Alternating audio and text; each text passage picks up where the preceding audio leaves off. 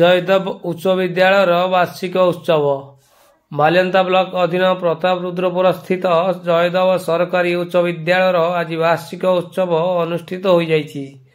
सभारे प्रधान शिक्षक मनोरंजन प्रहराज सभापतित्व करथिले।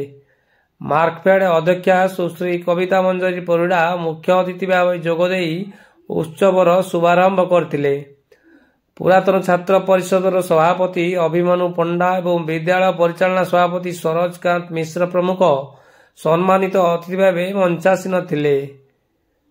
कनिष्ठ और वरिष्ठ विभाग में 8 प्रकार क्रीड़ा पई पुरस्कार वितरण करा जायतिला।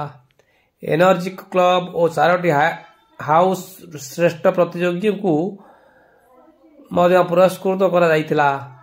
शेष में छात्र छात्री मानक द्वारा सांस्कृतिक कार्यक्रम परिवेषण करा जायतिला। शिक्षक पूर्णचंद्र खटुआ मंच परिचालना करने सह धन्यवाद अर्पण करथिले।